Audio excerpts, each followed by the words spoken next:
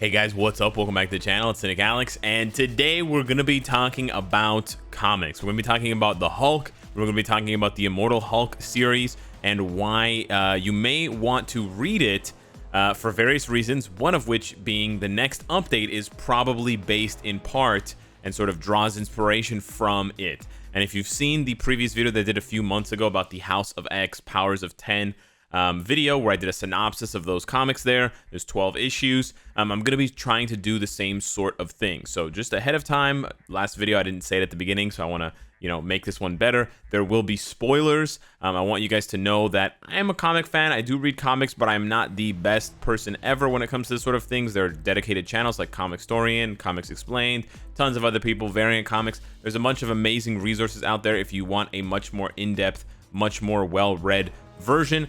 I'm just the guy who plays Marvel Future Fight, and I'm going to do my best to give you some version of what happens in the first 10 issues to get your feet wet, to get you maybe excited about the update, maybe excited about the Hulk if you don't know much about him. And then if you want to read this, encourage you to read it, because I had so many people reach out to me after the last video a few months ago that I did for House of X Powers of 10. I bought the book that you can see if you zoom in right there. It's the omnibus. And a lot of people messaged me saying they bought it too and they loved it and they were really happy that I recommended the comic to them, and they hadn't even read X-Men comics in how many years. So I think that if we can have the same kind of effect here, whether you're reading the comics possibly online or whether you should pay and support the comic book writers and artists and all those people, the colorists, etc. If you can't afford it, whichever the case, I think getting into comics in any way is awesome, because that's where the game comes from. Without comics, there's no Marvel Future Fight. So let's jump into the Immortal Hulk. Now, like I said, the first 10 issues is what I'm going to be covering, because that's all I've been able to read between the sneak peek, which confirmed that it was Immortal Hulk, because I had no idea what the next update was, and now. So apologies, I didn't have enough time to read more than 10 issues, but I did read 10 issues, so that is something. Now, this is written by Al Ewing, and the primary artist, or the main artist on this, is Joe Bennett. I believe the artists do change a little bit as the story progresses, but I will say this, and just give you guys a bunch of different reasons why you should read this. The art is amazing. Not only is the art amazing, but the artwork and the sort of some of the just masterpieces that they do. There's so much meaning. There's so much like evocative sort of imagery and symbolism. There's a lot going on here, and it's really, really nice. It's dark. It's kind of gory. There's parts that feel like it's a horror comic. So there's a lot going on, and there's a lot to appreciate if you're a fan of art and artwork and comic, the visuals of the comics. If you want to know more about the Hulk. Now, this Immortal Hulk series, I'm kind of bouncing all over the place, but this Immortal Hulk series doesn't redefine the character, but it does sort of dig a lot deeper, pun intended, into the character's origins. So this will be like an expansion of the Hulk origins. This is also an expansion of kind of like the Hulk universe, if you want to put it that way. Because, there's She-Hulk, there's Red Hulk, there's going to be Red She-Hulk, there's Hulkling. Well, there's no Hulkling. There's Amadeus Cho-Hulk, but there's actually a lot more. So there's a lot more expansion. I do believe that there are references made to these sorts of things in previous comics. So I don't believe this is the first time that some of these things are talked about, like the Green Door, which we'll touch on briefly. But yeah, rather than this being a reimagining of Hulk, this is sort of like not only digging deeper into the mythology and the lore of Hulk and developing more lore behind the Hulk, but it's also stretching his powers to its absolute limits. It's bonkers the kinds of feats of strength and endurance and stamina and regeneration that the Hulk pulls off in this series. It's crazy. So if you're a Hulk fan, it's an absolute must read. As of this video, there are 34 issues that have been released for the Immortal Hulk, so you do have a lot of reading to catch up on. It's not finished yet, so if you're someone who likes to wait until the very end to start reading, for it to be done, then you may have to wait. I believe I've read an article that they want to aim for 50 issues, so they're a little bit more than halfway done, but they're not quite there yet. But yeah, the last issue was released June 24th of this year, and it started, I don't know if it says here, but it started in August 2018. So yeah, this is a long-running comic. It outsold Batman, and it's amazing. So without further ado, let's get into my synopsis for the Immortal Hulk. So the first couple of issues, I will say, are a little bit dry. there is a lot. Well, this looks really cool, but there is a lot of text heavy pages, and there's an introduction of a lot of sort of less important side characters that are meant to sort of project the story along, because the Hulk, it's not really in his nature to push the plot along in terms of like involving other people. The Hulk just sort of does what the Hulk wants to do. The Hulk follows the Hulk's agenda, and it's up to people around in the story if they're going to sort of take notice of Hulk's agenda, which sometimes is really easy because he's just blowing up buildings and creating massive craters all around the earth, and his gamma signature is bouncing around. And other times it's not so easy because he's a bit more stealthy about it. But yeah, what they do in this story to sort of push things along and get other people involved, because they draw in a lot of characters from the Marvel Universe in on this one, is they create some, I don't know if they create, but anyway, they introduce some side characters, they introduce some reporters, they introduce some lesser meaningful characters that aren't really going to have much to do in the comics outside of this run. And they use that to sort of propel the story forward. And so basically what we find out in the very first issue is that Bruce Banner, this takes place after Bruce Banner died. And if you guys don't know, again, another spoiler, I can't remember which comic run it was, but at the end of another comic run a couple years ago, Clint, Hawkeye, shot Bruce Banner, the Hulk, when he was Bruce Banner. He shot him in the head with a special arrow or bullet, and it was supposed to penetrate his skull and go into his brain and like permanently kill the Hulk. And that was supposed to be the end of it, the end of Bruce Banner, the end of the Hulk. Well, turns out, as you can see from the here lies Bruce Banner. Nope, he's obviously alive and well. But this sort of gives you that sort of like old 1940s, 1950s spooky kind of zombie Frankenstein feel where they're rising from the dead at night. That's exactly what happens. So the way that they develop this Immortal Hulk is that during the day, it's sort of like the reverse of Escanor. During the day, he's mild-mannered gamma physicist, genius scientist Bruce Banner, and then at night he and you can see here he's Bruce, but then he's in the reflection of the pool, he's turning into Hulk, right? And then at night he turns into the Hulk. But this is not your brainless smash Hulk. This Hulk can talk. This Hulk is, in Bruce's words, this Hulk is actually smarter than him.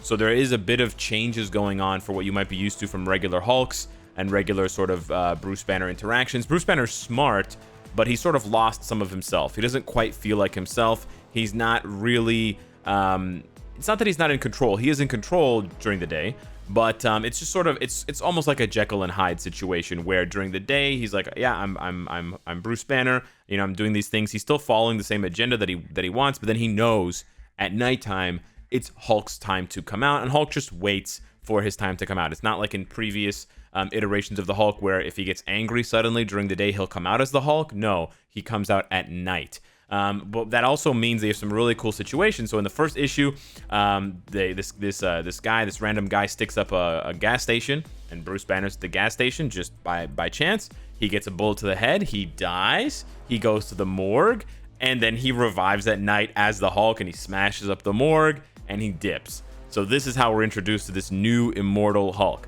Now he goes through some other situations. He meets some other people. He's sort of trying to trace the origins of these gamma radiation related incidents that are happening in other towns. And there's this one where this guy experiments on himself and then experiments on his son, kills his son with gamma radiation, and then he becomes this sort of like gamma ghost. And basically, he's infecting other people with this gamma ghost thing, the syndrome, where they just sort of become like glowing dead zombies. So the Hulk buries him underground and punishes him for his sins, so to speak. And then the Hulk continues on to his mission. Now, one really cool thing about this comic run, and I've seen it so many times already in the 10 issues, is this idea of reflections and this idea of mirrors, and in this case, water. And you can see there he's reflected in the water, but there's a ton of imagery related to that. And I'm actually going to scroll down right to the end to show you guys here. This is Bruce Banner during the day, of course, and he's in a hotel, and there's symbolism here, and there's two people in every mirror. There's the person you see and the person you don't want to see, or whatever they say. And he asks the mirror, I'm not a bad person, am I? And then, he is asking the Hulk, or maybe the Hulk's asking him, what do you think? So there's really, really nice and really, really well thought out and planned ahead symbolism and sort of this duality between mirrors and reflections and one side of you and the other side of you. And this cascades throughout almost all of the issues. It's absolutely fantastic. And there's really cool stuff like this. Yeah. And they introduced some other guy who can shoot gamma beams out of his hands. I don't know if he's been in other comic issues. He seems like a kind of a dud, one-note character. But anywho, we keep finding out more about the Hulk, and we keep finding out... We see him do some things, but then we also find out some things through other people that are sort of tracking him or interviewing people. This journalist that they introduced at the beginning. And eventually this journalist comes into contact with Walter Langowski, who is Sasquatch from Alpha Flight, the Canadian, team. With what's his name? Not Cue Ball. What's his name? Puck, and all those characters. Anyways, and so Walter Sasquatch comes into play and sort of comes into contact and comes into conflict with the Hulk, and it's crazy. The Hulk absorbs at the end of the conflict. The Hulk absorbs Sasquatch and literally removes all the gamma radiation and all the whatever the changes. The gamma-powered superpowers that Walter had as Sasquatch, he absorbs them, and he takes them, and they're gone. And Walter's cured, whatever, Sasquatch he basically erases Sasquatch. It's crazy. But what we find out in the process is that Sasquatch was sort of being possessed by, or we think he was being possessed by, the Hulk's father. But it's not really his father, it's more like... We don't know. Is it like the consciousness of his father? Is it like the reflection of his father? We don't really know what's going on. But he sort of fights Sasquatch, but Sasquatch is taunting him as his father. And there's all these images where there's all these parts in the fight where things are reflected, and he sort of sees his father in the battle. It's really, really cool.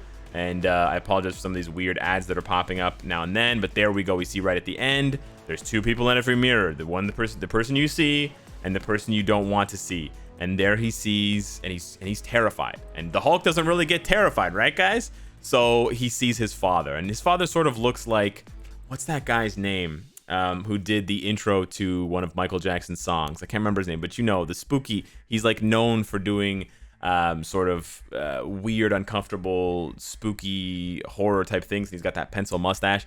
Anyways, he kind of reminds me of him. So there's the Hulk's dad.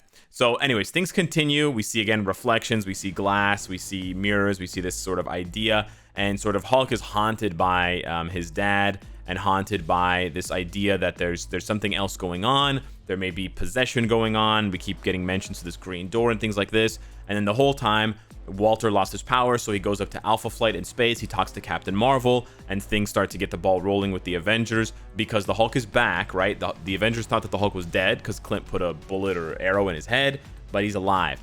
And so the Hulk being alive on Earth, he's a big threat to Earth, as he always is.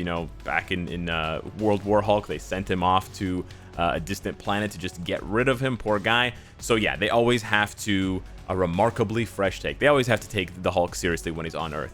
So basically what happens here is, I'm skipping a bit here, but the Avengers confront the Hulk. And it's absolutely sick. I don't want to spoil too much of it, but they fight. They're not supposed to fight. They're supposed to fight. They fight. And Hulk punches Thor so hard. Not only is Thor done, Thor takes one hit and he's done. That's how strong Immortal Hulk is. And this is not even his maximum power. He hits Thor once and knocks a tooth out, and Thor's done for the rest of the fight. Captain America takes a punch to the shield, and you can see the reflection there, and he starts bleeding out of his nose. And he wasn't even directly hit. So if you like the mayhem and the absolute insanity of full power Thor, full power Hulk, excuse me, I might have said full power Thor a couple times, then you're gonna love this because he absolutely decimates. He runs through everybody. Cap, Iron Man, Hulkbuster, Black Panther, Thor, She-Hulk. He doesn't fight Danvers, but he basically blows everybody else up, and then they have to resort to Project or codename Helios, and they basically blast the Hulk with concentrated UV light from the sun. So basically they just bring him up close and personal with the sun, and this is how the Hulk dies. This is how Bruce Banner dies again. But we know he's not really dead. And you can see here he sort of turns into a skeleton. So then we get the jars, and this is where we intersect with the sneak peek. So I don't actually want to spoil that much more of the story, because it's actually, this is where it really starts to pick up around issue 5-6. But essentially, they have to capture the Hulk. They had to capture the Hulk, or they had to give up Walter. That was sort of the ultimatum that the government gave to Alpha Flight. They didn't want to give up Walter, so they captured the Hulk. They resorted to Code Helios. They blew up the city in Iowa in order to use that beam, Iron Man, with his technology. And then they ship the Hulk, I mean, his like charred, skeleton, right? They ship him to the government. They make him disappear with this, underground project, and I won't get into who's involved in that. You'll see Thunderbolt Ross's name is mentioned, but essentially it's really cool. They go into all this detail about how they dismembered the Hulk. They dismember him as Bruce, but then they have to re-dismember him as the Hulk. In some cases, like they cut his heart in half, because at night, all of his organs and all the pieces of his body transform. So like imagine like a small hand that's charred and all burned up. That's Bruce's hand. And then the sun goes down, and then it grows into this big green hand, or his head, or his heart, or whatever. And they cut him up into jars. And this is where we get that image. Actually, I don't think we see it here. Oh, I'm going too far. But anyways, we get that image of him. It must be at the beginning, where he's all in those jars. Yes, right here, where he's all in the jars and he's all sectioned off. So anywho, other things happen. I don't want to spoil too much of it. Absorbing Man, Creel, I can't remember his first name, but anyways, Creel, Arthur Creel or something like that. Absorbing Man gets involved. He gets enhanced, so we could be seeing a uniform for Absorbing Man, which is really cool. And then other things happen, and then that sort of takes me to where I am now in the series. And they actually have a really cool fight, and there's some gory imagery, and then we get to the Green Door again. So with that being said, I'm going to continue reading Immortal Hulk. If you guys want a part 2 synopsis for like issues 11 to 30, or however far I get in the future in a couple of days, hit me up in the comments down below. Hopefully this has hyped you up for the Hulk update, because I am personally really hyped, and I love doing these kinds of videos, so I want to do more of them. So please, Marvel Future Fight, keep making comics inspired updates, and then also fix the game. Yeah, that's important. Hit me up in the comments down below. Let me know what you think, and I will see you in the next one. Take care.